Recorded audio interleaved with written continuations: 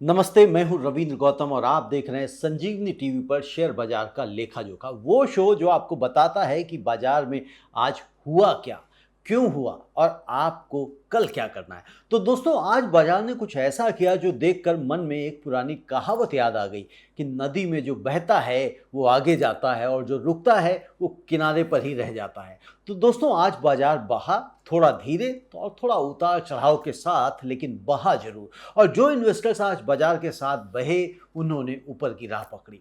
आज की कहानी में है सेंसेक्स का नया पड़ाव, निफ्टी का सफर और बैंक निफ्टी का धमाका और सेक्टर्स की जंग, टॉप गेनर्स और टॉप लूजर्स की दास्तान। गोल्ड, सिल्वर, क्रूड का हाल भी जानेंगे और ग्लोबल मार्केट का संदेश क्या रहा और कल यानी कि सोमवार के लिए क्या स्ट्रेटेजी होनी चाहिए।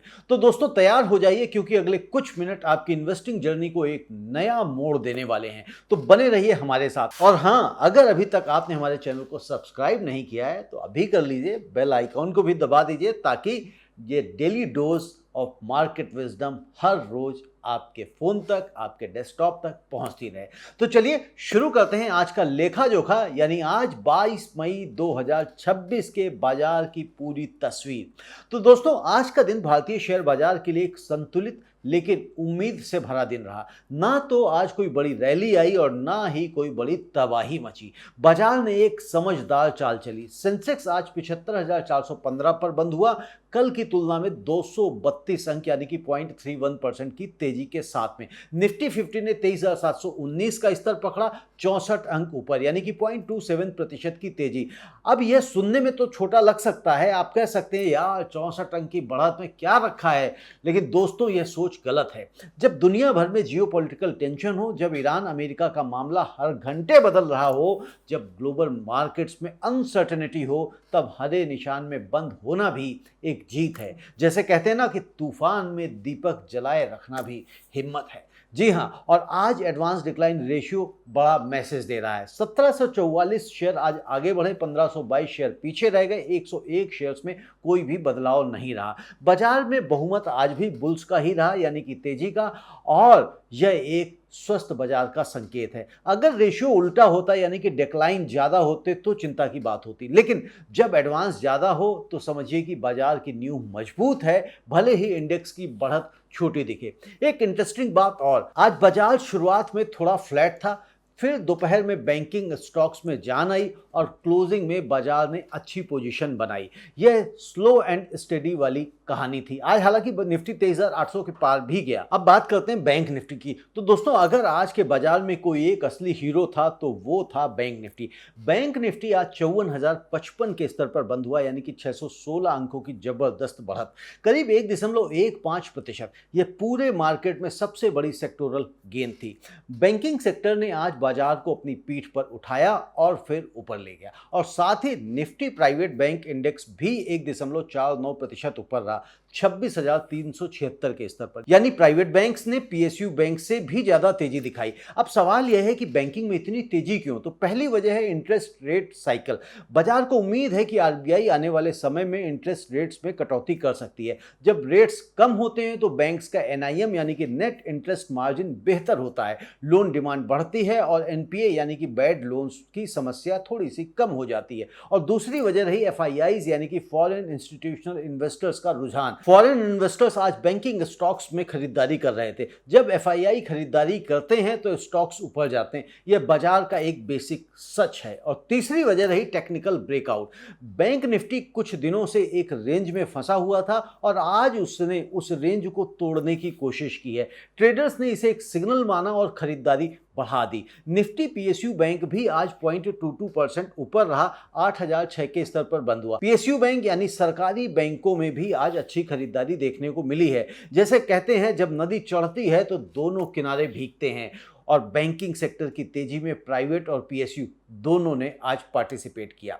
अब आते हैं सेक्टर्स की जंग पर कि कौन जीता और कौन हारा। दोस्तों, शेयर बाजार एक ऐसी जंग है जहां पर हर सेक्टर अपनी अपनी लड़ाई लड़ता है। आज देखते हैं कि इस जंग में कौन विनर रहा और कौन पीछे रह गया। तो पहले विनर्स की बात करते हैं। निफ्टी मेटल 13,271 के स्तर पर 58 अंक ऊपर यानी कि 4% की बढ़त के साथ बंद हुआ। मेटल सेक्टर आज का दूसरा बड़ा विनर रहा। ग्लोबल स्टील और एल्युमिनियम प्राइसेस में थोड़ी मजबूती और डोमेस्टिक इंफ्रास्ट्रक्चर डिमांड ने मेटल स्टॉक्स को बूस्ट दिया। ओएनजी जैसे शेयर भले ही गिरे हों, लेकिन मेटल सेक्टर के स्टॉक्स आज चमके। निफ्टी ऑटो 26,017 पर 30 अंकों पर 0.12% की बढ़त। ऑटो सेक्टर आज शांत रहा मगर हरे निशान में रहा। पेट्रोल और डीजल की कीमतों में किसी बड़े बदलाव की उम्मीद नहीं है। ईवी ट्रांजिशन की कहानी चल रही है और रूरल डिमांड में सुधार दिखाई दे रहा है। इन सब कारणों से ऑटो सेक्टर की नींव मजबूत बनी हुई है। निफ्टी पीएसयू बैंक 8,006 पर बंद हुआ, 0.22% ऊपर। बैंकिंग सेक्टर की तरफ से एक और पॉजिटिव कंट्रीब्यूशन रहा। निफ्टी प्राइवेट बैंक 26,376 पर 1.49% ऊपर रहा। जैसे हमने पहले ही बताया कि प्राइवेट बैंक्स ने आज कमाल किया है। निफ्टी मिड कैप 61,389 पर बंद हुआ, 88 अंकों पर 0.14% की मामूली बढ़त के साथ में। मिड कैप ने आज स्मॉल कैप से बेहतर प्रदर्शन किया। अब लूजर्स की अगर हम बात करें तो निफ्टी फार्मा यह आज का सबसे बड़ा पीड़ित था। 24,573 पर बंद हुआ, 317 अंक नीचे आ गया, -1.27%। फार्मा में आज जमकर बिकवाली हुई। मैक्स हेल्थ केयर अकेले 6.25% गिर गया। सन फार्मा ने भी 0.3% की गिरावट दिखाई। ग्लोबल फार्मा प्राइसिंग प्रेशर रहा यूएस एफडीए इश्यूज के कारण और डोमेस्टिक मार्केट कंपटीशन के कारण। ये सब मिलकर फार्मा सेक्टर पर आज भारी पड़ गए। निफ्टी आईटी 28,912 पर 108 अंक नीचे आया, यानी कि 0.37% माइनस। आईटी सेक्टर में भी आज दबाव बना रहा दोस्तों। डॉलर के मुकाबले रुपए की चाल, यूएस टेक स्पेंडिंग में सुस्ती की आशंका और ग्लोबल एआई डिस्रप्शन की चिंता, इन सब ने आईटी स्टॉक्स पर आज असर डाला। हालांकि विप्रो ने अपवाद रहते हुए 1.62% की बढ़त दर्ज की। निफ्टी स्मॉल कैप 17,956 पर बंद हुआ, 26 अंक नीचे, 0.15% की मामूली सी गिरावट। स्मॉल कैप स्टॉक्स में आज थोड़ी प्रॉफिट बुकिंग देखी गई। जब बड़े इंडेक्स ऊपर जाते हैं तो कभी कभी स्मॉल कैप से पैसा निकलकर लार्ज कैप में जाता है और आज कुछ ऐसा ही हुआ। निफ्टी रियल्टी 774 पर -0.09%, रियल्टी भी लगभग फ्लैट रही और निफ्टी एफएमसीजी 50,249 पर बंद हुआ, 0.03% नीचे, बिल्कुल फ्लैट, ना ऊपर ना नीचे। तो आज की कहानी का सार यह है कि बैंकिंग, मेटल और ऑटो ने मिलकर बाजार को हरा रखा, जबकि फार्मा और आईटी ने उस रंग को थोड़ा फीका करने की कोशिश की। लेकिन अंत में बुल्स का पलड़ा भारी रहा और जो जीतता है उसी की गाथा गाई जाती है। तो दोस्तों अब बात करते हैं उन टॉप गेनर्स की जिन्होंने आज बाजार में अपनी अलग पहचान बनाई। यह वो स्टॉक्स हैं जिन्हें देखकर उनके इन्वेस्टर्स के चेहरे पर आज मुस्कान थी। तो नंबर 1 पर रहा ट्रेंट। पिछला बंद ये था 4,170 पर और आज ये 4,303 पर बंद हुआ, यानी कि 3.25%, 3.18% की तेजी रही और जबरदस्त 133 रुपए की बढ़त एक ही दिन में। ये दोस्तों कोई छोटी बात नहीं है। ट्रेंट टाटा ग्रुप की रिटेल कंपनी है। जूडियो और वेस्ट साइड जैसे ब्रांड्स इसी के हैं। इंडिया में रिटेल सेक्टर बूम कर रहा है, मिडिल क्लास बढ़ रहा है, शॉपिंग हैबिट्स बदल रही हैं और ट्रेंट इसका सबसे बड़ा बेनिफिशियरी बन रहा है। आज की तेजी कोई एक्सीडेंट नहीं है, यह एक स्ट्रांग बिजनेस की स्ट्रेंथ है। और नंबर 2 पर रहा श्री राम फाइनेंस। कल 915 पर बंद हुआ था और आज ये 942 पर बंद हुआ, यानी कि 27 रुपए की बढ़त के साथ 2.98% की तेजी। श्री राम फाइनेंस एनबीएफसी यानी कि non banking financial company sector का एक बड़ा नाम है। यह कंपनी मुख्य रूप से commercial vehicle loans, two wheeler loans और रूरल फाइनेंसिंग में काम करती है। जब इंडिया का इंफ्रास्ट्रक्चर डेवलप हो रहा है, जब ट्रकिंग और लॉजिस्टिक इंडस्ट्री ग्रो कर रही है, तो श्री राम फाइनेंस जैसी एनबीएफसी को सीधा फायदा होता है। आज की 2.98% की बढ़त इसी स्ट्रॉन्ग फंडामेंटल्स का रिफ्लेक्शन है। नंबर 3 पर रहा एक्सिस बैंक। 1253 से 1287, 34 रुपए, 2.69% की इसमें बढ़त दिखाई दी। तो axis bank private banking sector का एक हैवी वेट है। बैंक निफ्टी आज 1.15% ऊपर था और उस रैली में एक्सिस बैंक का बड़ा कंट्रीब्यूशन था। एक्सिस बैंक की रिसेंट क्वार्टरली रिजल्ट्स स्ट्रांग रही हैं, लोन ग्रोथ मजबूत है, एनपीए कम हो रहे हैं और डिजिटल बैंकिंग में भारी इन्वेस्टमेंट किया जा रहा है। आज की बढ़त इन फंडामेंटल्स की प्रतिबिंब है। नंबर 4 पर रहा आईसीआईसीआई बैंक। 1243 से 1267 पर आया, 24 रुपए ऊपर रहा, 1.96% की बढ़त। आईसीआईसीआई बैंक इंडिया के टॉप प्राइवेट सेक्टर बैंक्स में से एक है। आईसीआईसीआई बैंक की स्टोरी आज बाजार में सब सबको पता है। मजबूत मैनेजमेंट, बेहतरीन टेक्नोलॉजी प्लेटफॉर्म और कंसिस्टेंट परफॉर्मेंस।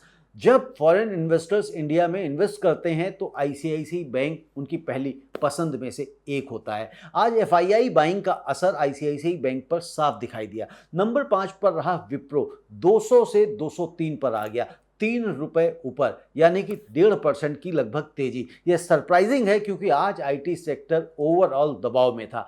आईटी इंडेक्स 0.37% नीचे था, लेकिन विप्रो ने उस दबाव को नकार दिया और ऊपर चला गया। विप्रो की यह इंडिपेंडेंट स्ट्रेंथ बताती है कि कंपनी स्पेसिफिक फैक्टर्स ज़्यादा इंपॉर्टेंट होते हैं। विप्रो की AI strategy, global client additions और ऑपरेशनल एफिशिएंसी, इन्होंने आज विप्रो को अपने पीयर्स से अलग खड़ा किया। जैसे कहते हैं, असली सोना आग में भी चमकता है, और आईटी सेक्टर की आग में आज विप्रो चमका। अब बात करते हैं टॉप 5 लूजर्स की, जिन्हें आज झटका लगा। जी हां दोस्तों, जीत और हार बाजार का हिस्सा है, और आज जिन 5 शेयरों को नुकसान हुआ उनकी कहानी भी उतनी ही जरूरी है, क्योंकि लूजर से भी हम बहुत कुछ सीखते हैं। तो नंबर 1 पे गिरावट में रहा मैक्स हेल्थ, और ये 1091 पे बंद हुआ था और आज 1023 पर आ गया, यानी कि 8 रुपए नीचे, -6.24% की गिरावट। यह आज निफ्टी 50 की सबसे बड़े लूजर्स में से था। Max health care Delhi NCR और उत्तर भारत की एक प्रमुख हॉस्पिटल चेन है। कंपनी का बिजनेस फंडामेंटली तो मजबूत है, लेकिन आज गिरावट क्यों आई? फार्मा और हेल्थ केयर सेक्टर पर ग्लोबल प्रेशर है, international pricing concerns, valuation concerns और प्रॉफिट बुकिंग, इन सब ने मिलकर आज मैक्स हेल्थ केयर को तगड़ा झटका दिया। लेकिन दोस्तों, क्या 6% की गिरावट में मैक्स हेल्थ केयर का बिजनेस खराब हो गया? नहीं, इंडिया में हेल्थ केयर की डिमांड बढ़ रही है, और लॉन्ग टर्म इन्वेस्टर्स के लिए ऐसी गिरावट एक्यूमुलेशन का अवसर हो सकती हैं, अपॉर्चुनिटी हो सकती हैं, लेकिन हमेशा अपनी रिसर्च करके ही एक्यूमुलेट करना चाहिए। नंबर 2 पर रहा सन फार्मा, गिरावट में 1891 पे बंद हुआ था और आज 1840 पर बंद हुआ, यानी कि 51 रुपए नीचे आ गया, 0.3% की गिरावट। सन फार्मास्यूटिकल इंडस्ट्रीज इंडिया की सबसे बड़ी फार्मा कंपनी है। यूएस मार्केट में pricing pressure, generic drugs competition और डोमेस्टिक मार्केट चैलेंजेस, ये सब फैक्टर्स आज सन फार्मा पर भारी पड़ गए। सन फार्मा ग्लोबली एक्सपोर्ट करती है, और जब डॉलर रुपया एक्सचेंज रेट अनफेवरेबल होता है या जब यूएस एफडीए इश्यूज आते हैं, तो सन फार्मा के मार्जिन्स पर असर साफ दिखाई देता है, और आज वही हुआ। और नंबर 3 पे गिरावट में रहा ओएनजीसी, 296 से 290 पर आ गया। कल 296 पे बंद हुआ था और आज 290, यानी कि 6 रुपए नीचे, 1.99% गिरावट रही। ओएनजीसी यानी oil and natural gas corporation India की सबसे बड़ी ऑयल एक्सप्लोरेशन कंपनी है। आज क्रूड ऑयल वोलेटाइल था, कभी ऊपर और कभी नीचे। ईरान अमेरिका वार्ता की उम्मीद में क्रूड नीचे आया, और जब क्रूड नीचे आता है तो ओएनजीसी की अर्निंग्स पर सीधा असर पड़ता है, क्योंकि ओएनजीसी का पूरा बिजनेस ऑयल के प्राइसेस पर टिका हुआ है। तो ओएनजीसी का गिरना आज समझ में आता है। नंबर 4 पर रहा आईटीसी, 308 पे कल बंद हुआ था और आज 302 पर, यानी कि 6 रुपए नीचे आया, -1.95%। आईटीसी जो सिगरेट्स, एफएमसीजी, होटल्स और एग्री बिजनेसेस में है, आईटी के साथ हमेशा एक बड़ा इशू रहता है, गवर्नमेंट रेगुलेशन और सिन टैक्स का डर। इसके अलावा आईटीसी का एफएमसीजी बिजनेस अभी भी ग्रो कर रहा है, लेकिन कंपटीशन बढ़ रहा है। आज प्रॉफिट बुकिंग और सेक्टर रोटेशन ने आईटीसी को नीचे खींच लिया। नंबर 5 पर रहा पावर ग्रिड, कल 300 पर बंद हुआ था और आज 294, यानी कि 6 रुपए नीचे, -1.8%। Power grid corporation of India देश के इलेक्ट्रिसिटी ट्रांसमिशन इंफ्रास्ट्रक्चर का बैकबोन है। यह एक डिफेंसिव डिविडेंड पेइंग स्टॉक है, और आज पावर ग्रिड में जो गिरावट आई है वो टेक्निकल रीजन से ज़्यादा रहा। इंटरेस्ट रेट सेंसिटिविटी, जब इंटरेस्ट रेट्स ऊपर होते हैं तो यूटिलिटी स्टॉक्स जैसे पावर ग्रिड को इन्वेस्टर्स कम प्रेफर करते हैं, क्योंकि फिक्स डिपॉजिट जैसे ऑप्शंस कंपीट करने लगते हैं, और आज यही साइकोलॉजी काम कर रही थी। दोस्तों, एक बड़ी बात, लूजर लिस्ट को देखकर घबराइए मत। शेयर बाजार में जैसे दिन आता है वैसे ही रात भी आती है, और फिर नई सुबह भी। वॉरेन बफे का वो फेमस कोट याद करिए, the stock market is a device for transferring money from the impatient to the patient. तो धैर्य रखिए और पेशेंस बनाए रखिए, आपका दिन आएगा। जी हाँ, अब बात करते हैं ग्लोबल क्यूज की कि दुनिया ने क्या क्या संकेत दिए। जी हाँ दोस्तों, आज के बाजार को समझने के लिए हमें दुनिया की तरफ नजर दौड़ानी होगी, क्योंकि आज भारतीय बाजार पर जो सबसे बड़ा असर पड़ा वो था ग्लोबल क्यूज का। अमेरिका में कल रात डो जोन्स इंडस्ट्रियल एवरेज ने एक ऐतिहासिक उपलब्धि हासिल की। यह ऑल टाइम हाई पर बंद हुआ, 50,285 का रिकॉर्ड क्लोज। S&P 500 ने 7,445 का स्तर पकड़ा और नेस्डैक 26,293 पर बंद हुआ। यह बड़ी खबर है। जब अमेरिका का बाजार ऑल टाइम हाई पर हो तो दुनिया भर के मार्केट्स में पॉजिटिव सेंटीमेंट फैलता है, इन्वेस्टर्स की रिस्क एपेटाइट बढ़ती है और आज इमर्जिंग मार्केट्स जैसे इंडिया में FII का पैसा आता है। एशिया पैसिफिक मार्केट्स ने भी आज पॉजिटिव ओपनिंग ली। जापान, हांगकांग और ऑस्ट्रेलिया सभी आज ऊपर खुले। यह एक चेन रिएक्शन था, वॉल स्ट्रीट से एशिया, एशिया से इंडिया। लेकिन दोस्तों, सबसे बड़ा ग्लोबल फैक्टर आज था ईरान अमेरिका की शांति वार्ता। यह वो एलिफेंट इन द रूम है जो पिछले कई हफ्ते से पूरे ग्लोबल मार्केट को हिला रहा है। अमेरिकी विदेश मंत्री मार्को रूबियो ने कहा कि ईरान के साथ बातचीत में कुछ उत्साहजनक संकेत मिल रहे हैं। पाकिस्तानी मीडिएटर्स तेहरान जाने वाले हैं। इस न्यूज से ग्लोबल मार्केट्स में ऑप्टिमिज्म आया, लेकिन साथ ही ईरान के सुप्रीम लीडर ने एक बड़ा बयान दिया। उन्होंने कहा कि ईरान का एनरिच्ड यूरेनियम देश के बाहर नहीं जाएगा और यह अमेरिका की एक सेंट्रल डिमांड थी कि ईरान का न्यूक्लियर प्रोग्राम खत्म हो। तो बातचीत अभी भी एक नाजुक मोड़ पर है। और इसके साथ साथ एक और खबर आई कि ईरान ओमान के साथ मिलकर स्ट्रेट ऑफ हॉर्मुज पर एक परमानेंट टोल सिस्टम बनाने की बात कर रहा है। मतलब जो भी जहाज हॉर्मुज से गुजरेगा उसे ईरान को टोल देना होगा। दुनिया का 20% से ज़्यादा तेल इसी रास्ते से जाता है, तो यह कोई छोटी बात नहीं है। इसीलिए क्रूड ऑयल आज वोलेटाइल था, कभी ऊपर तो कभी नीचे, क्योंकि हर घंटे एक नई खबर आ रही थी। दोस्तों, यह ग्लोबल अनसर्टेनिटी एक रिमाइंडर है, बाजार सिर्फ बैलेंस शीट नहीं पढ़ता, वो हेडलाइंस भी पढ़ता है। इसलिए एक इन्वेस्टर के तौर पर डोमेस्टिक एनालिसिस के साथ साथ ग्लोबल डेवलपमेंट्स पर भी आपको नज़र रखनी चाहिए और ये बहुत जरूरी है। दोस्तों, अब बात करते हैं कमोडिटीज की, वो एसेट्स जो शेयर बाजार से अलग लेकिन उतनी ही जरूरी हैं। कौन कौन? गोल्ड, सिल्वर और क्रूड ऑयल। ये तीनों आज कहां थे और क्यों? तो पहले बात करते हैं सोने की, यानी कि गोल्ड की। तो MCX गोल्ड आज करीब 1,58,627 रुपए प्रति 10 ग्राम के आसपास था, 378 रुपए, यानी कि 0.24% नीचे। 1,58,000 प्रति 10 ग्राम, यह सुनकर ही दिल हैरान हो जाता है कि जिनके घर में दादी नानी ने सोना संभाला था वो आज कहां होंगे। लेकिन आज गोल्ड गिरा क्यों? जब ईरान अमेरिका शांति वार्ता की उम्मीद जागती है तो क्रूड ऑयल नीचे आता है, जियोपॉलिटिकल रिस्क कम होता है और इन्वेस्टर्स रिस्क ऑन मोड में चले जाते हैं। इसका मतलब है वो सेफ हेवन एसेट्स जैसे गोल्ड से पैसा निकालकर इक्विटी मार्केट्स में लगाते हैं, और आज यही हुआ। लेकिन दोस्तों, ये गोल्ड की लॉन्ग टर्म स्टोरी का एक छोटा विराम है।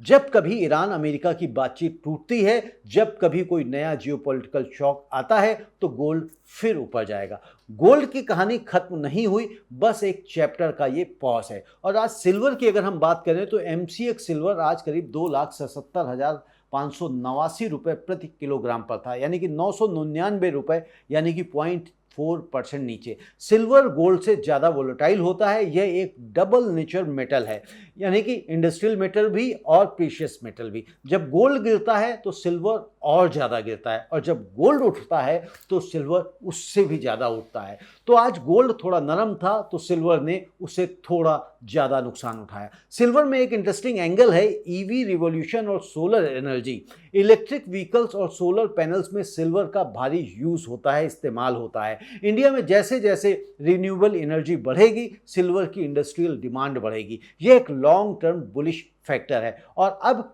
क्रूड ऑयल की अगर हम बात करें तो आज का सबसे रोमांचक कमोडिटी आज क्रूड ही रहा। तो MCX क्रूड ऑयल आज करीब 9,403 रुपए पर बैरल के आसपास था। ग्लोबल मार्केट में WTI क्रूड 97 से $98 पर बैरल के करीब था। दोस्तों, क्रूड ऑयल आज एक रोलर कोस्टर राइड पर था। सुबह ऊपर, दोपहर नीचे और शाम को फिर उठा। क्यों? ईरान अमेरिका की बातचीत में हर अपडेट के साथ क्रूड का भाव बदलता रहा। जब शांति की उम्मीद जगी तो ऑयल नीचे आया, और जब ईरान के सुप्रीम लीडर का कड़ा बयान आ गया तो ऑयल ऊपर चला गया, और जब हॉर्मुज टोल सिस्टम की खबर आ गई तो ट्रेडर्स नर्वस हो गए। क्रूड ऑयल की वोलेटिलिटी का असर कहां पड़ता है, किस सेक्टर्स पर पड़ता है, कौन सी कंपनीज पर पड़ता है? तो ओएनजीसी जैसी ऑयल कंपनीज, पेंट कंपनीज जो पेट्रोलियम बेस्ड प्रोडक्ट्स का इस्तेमाल करती हैं, उनका यूज़ करती हैं, उनका प्रयोग करती हैं, एयरलाइंस जिनका एविएशन फ्यूल खर्च क्रूड से सीधे जुड़ा हुआ है, और अल्टीमेटली आम आदमी के पेट्रोल डीजल के दाम।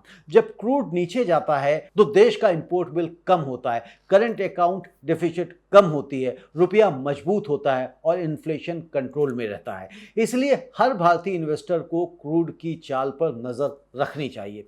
दोस्तों, अब वो हिस्सा जिसका आप सबसे ज्यादा इंतजार करते हैं, कल यानी कि सोमवार को बाजार कैसा रहेगा। जब कल सोमवार कह रहा हूं तो जब नया वर्किंग डे होता है तो उसे कल ही कहते हैं। तो वहां देखते हैं कि सोमवार को क्या करना चाहिए और कौन से लेवल्स पर हमको नजर रखनी चाहिए। तो पहले टेक्निकल्स लेवल देखते हैं। निफ्टी के लिए सपोर्ट देखें तो 23,500 और उसके नीचे 23,350 के आसपास। अगर निफ्टी इन लेवल्स के ऊपर टिका रहा तो बुल्स को राहत मिलेगी और मोमेंटम बना रहेगा। लेकिन अगर निफ्टी 23,350 टूट गया तो अगला सपोर्ट फिर 23,200 के पास देखेंगे। रेजिस्टेंस है 23,800 पर, यह एक इंपॉर्टेंट लेवल है। इसे तोड़ने पर 24,000 और 24,100 तक की रैली संभव है। 24,000 एक बड़ी साइकोलॉजिकल बैरियर है और इसे पार करना फिलहाल अभी आसान नहीं है। बैंक निफ्टी के लिए अगर हम बात करें तो सपोर्ट है 53,500 और उसके नीचे 53,000 पर। बैंक निफ्टी आज 616 अंक ऊपर था। यह मोमेंटम अगर कल भी बना रहा यानी कि सोमवार को तो 54,500 और फिर 55,000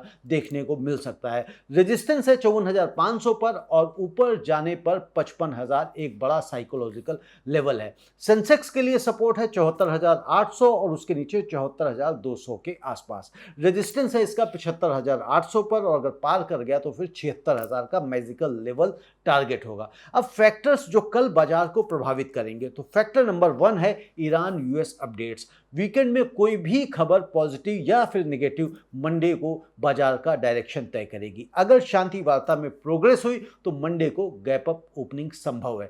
फैक्टर नंबर 2 क्रूड ऑयल। अगर क्रूड $95 से नीचे आया तो इंडियन मार्केट को एक बड़ा रिलीफ मिलेगा। इन्फ्लेशन कम होगी, रेट कट की उम्मीद बढ़ेगी और मार्केट्स रैली करेंगे।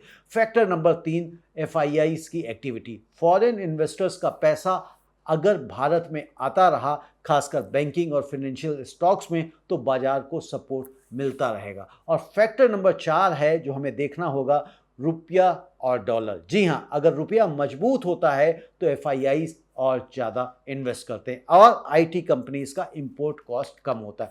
फैक्टर नंबर 5 ग्लोबल मार्केट्स का वीकेंड मूड। जी हाँ, ये भी हमको देखना है कि आज बाजार कहाँ बंद होते हैं। यूएस और यूरोपियन मार्केट्स का फ्राइडे क्लोजिंग टोन बाजार का इंडिकेटर होगा। और अब स्ट्रेटजी की बात, तो पहली बात, पैनिक सेलिंग से हमेशा बचना चाहिए और अगर बाजार थोड़ा नीचे खुले तो उसमें घबरा कर पोजिशंस एग्जिट मत कीजिए। सपोर्ट लेवल्स देखिए, चार्ट देखिए और फिर डिसाइड कीजिए। और दूसरी बात, बैंकिंग सेक्टर में स्ट्रॉन्ग स्टॉक्स पर नजर रखिए। Axis bank, ICICI bank, HDFC bank, यह सब आज मोमेंटम में थे। अगर बैंक निफ्टी का सपोर्ट होल्ड हुआ तो इनमें अपॉर्चुनिटी हो सकती है। और तीसरी बात, फार्मा की गिरावट को ध्यान से एनालाइज कीजिए, क्या यह सेक्टर वाइड करेक्शन है या फिर कंपनी स्पेसिफिक। अगर सेक्टर वाइड करेक्शन है तो थोड़ा और वेट करना चाहिए। और चौथी बात, गोल्ड सिल्वर की चाल पर नजर बनाए रखना। अगर ईरान डील कोलैप्स हुई तो गोल्ड फिर 1,60,000 तक जा सकता है। जैसे शतरंज में कहते हैं, हर चाल सोच समझ कर चलो, तो बाजार में भी यही फिलॉसफी काम आती है। दोस्तों, बाजार हर दिन कुछ नया सिखाता है और आज के बाजार ने हमें 5 बड़े सबक दिए हैं जो आपकी इन्वेस्टिंग जर्नी को हमेशा के लिए बेहतर बना सकते हैं। तो सबक नंबर 1 रहा डाइवर्सिफिकेशन। आपकी सबसे बड़ी ढाल है जी हाँ, आज बैंकिंग 1.15% ऊपर था, फार्मा 1.27% नीचे था। अगर किसी ने पूरा पैसा फार्मा में लगाया होता तो आज नुकसान होता, अगर बैंकिंग में लगाया होता तो फायदा होता। लेकिन जिसने दोनों में बैलेंस किया उसका पोर्टफोलियो आज रफली फ्लैट से थोड़ा पॉजिटिव रहा। तो डाइवर्सिफिकेशन का मतलब है कि अपने अंडे अलग अलग टोकरियों में रखना चाहिए। एक सेक्टर गिरे तो दूसरा संभले। मैं वैसे ये अंडे वाली कहानी क्यों कहता हूँ, मुझे तो ये कहना चाहिए कि अपना सेब जो हैं वो अलग अलग टोकरियों में रखें, अपने संतरे जो हैं वो अलग अलग टोकरियों में रखें। क्योंकि मैं तो प्योर वेजिटेरियन बल्कि वीगन आदमी हूँ। वैसे कई बार ये कहते हैं ना प्योर वेजिटेरियन, तो मैं कहता हूँ कि प्योर वेजिटेरियन क्या होता है तो फिर बाद में इसकी कहानी चलते हैं, बाजार की बात करते हैं। अब हम बात करते हैं कि सबक नंबर 2 की। तो ग्लोबल न्यूज़ को इग्नोर करना खतरनाक है। आज ईरान अमेरिका की बातचीत ने ओएनजीसी को गिराया है, क्रूड को हिलाया है और गोल्ड को नीचे खींच लिया। दिल्ली में बैठे इन्वेस्टर को तेहरान की खबर अफेक्ट करती है, यह 2026 की रियलिटी है। ग्लोबल विलेज में हम सब एक दूसरे से कनेक्टेड हैं। अपने आप को सिर्फ डोमेस्टिक न्यूज़ तक सीमित रखना यह एक इन्वेस्टर के लिए बहुत बड़ी गलती है। International developments, trade policies, geopolitics, commodity prices, currency movements, ये सब आपके पोर्टफोलियो को प्रभावित करते हैं। और सबक नंबर 3 रहा आज का, पैनिक और फोमो दोनों आपके दुश्मन हैं। जब मैक्स हेल्थ केयर 6% गिरा तो कुछ इन्वेस्टर्स ने पैनिक में सेल कर दिया, और जब ट्रेंड 3% ऊपर गया तो कुछ इन्वेस्टर्स ने फोमो में जल्दी जल्दी खरीद लिया। दोनों गलत हैं। पैनिक सेलिंग से आप बॉटम पर एग्जिट करते हैं और फोमो बाइंग से आप टॉप पर एंट्री करते हैं। दोनों सिनारियोज में नुकसान आपका ही होता है। सही तरीका है एक प्लान बनाइए, पहले से तय कीजिए कि यह स्टॉक कितने पर खरीदूंगा, कितने पर टारगेट है और कितने पर स्टॉप लॉस है, फिर उस प्लान पर टिके रहिए। सबक नंबर 4 रहा एडवांस डिक्लाइन रेशियो। एक हिडन इंडिकेटर है ये। आज 1744 एडवांस और 1522 डिक्लाइन। यह रेशियो आपको बताता है कि बाजार का अंडरलाइंग हेल्थ कैसा है। भले ही इंडेक्स की मूवमेंट छोटी हो, लेकिन अगर ज्यादातर स्टॉक्स ऊपर जा रहे हैं तो यह एक बुलिश साइन है। इस इंडिकेटर को हमेशा देखिए, सिर्फ इंडेक्स को मत देखिए। सबक नंबर 5, लंबी दौड़ के लिए तैयार रहिए। जी हां, आज विप्रो आईटी सेक्टर में डाउन ट्रेंड के बावजूद 1.62% ऊपर रहा। क्यों? क्योंकि स्ट्रॉन्ग फंडामेंटल्स वाली कंपनीज टेम्परेरी हेडविंड्स में भी आउट परफॉर्म करती हैं। अगर आप क्वालिटी कंपनीज में इन्वेस्ट करते हैं, उसमें निवेश करते हैं और पेशेंस बनाए रखते हैं, धैर्य बनाए रखते हैं, तो बाजार आपको जरूर रिवॉर्ड करेगा। वॉरेन बफे ने कहा था, our favourite holding period is forever. लंबे समय के लिए इन्वेस्ट कीजिए और बाजार की शॉर्ट टर्म वोलेटिलिटी को अपना दुश्मन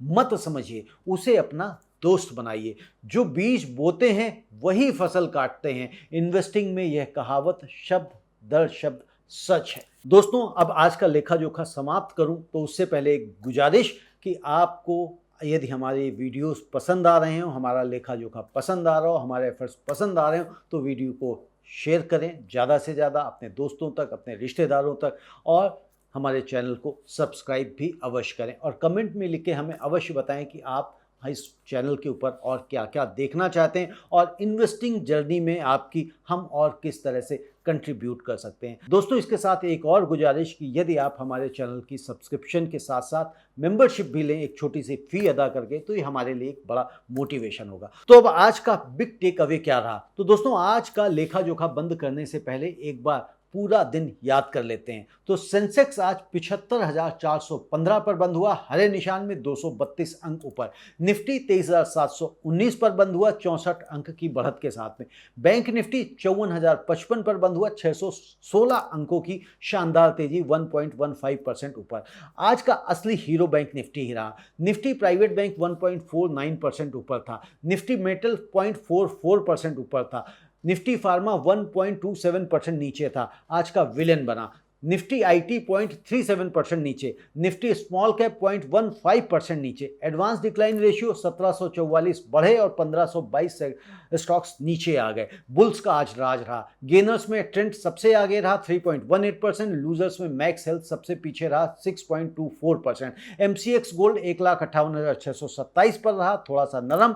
एमसीएक्स सिल्वर 2,77,589 पर रहा, थोड़ा नीचे। 9,403 पर क्रूड बंद हुआ, वोलेटाइल रहा। Global Dow Jones all time high था, लेकिन ईरान अमेरिका अनसर्टेनिटी बनी हुई है। आज का सबसे बड़ा सबक है, बाजार एक मिरर है। यह दुनिया की स्थिति दिखाता है, देश की अर्थव्यवस्था दिखाता है और निवेशकों की मनोदशा दिखाता है। इसे पढ़ना सीखिए और फिर देखिए, यह आपका सबसे अच्छा दोस्त बन जाएगा। बाजार से डरना नहीं, बाजार को समझना है। और इसीलिए हम आते हैं रोज इसी जगह पर आपके लिए शेयर बाजार का लेखा जोखा लेके, ताकि आप हर स्टोरी को क्लियरली देख सकें, हर खबर को आप क्लियरली समझ सकें जो आपके पोर्टफोलियो को किसी भी तरह से अफेक्ट करती है। आपका बहुत बहुत धन्यवाद। नमस्ते।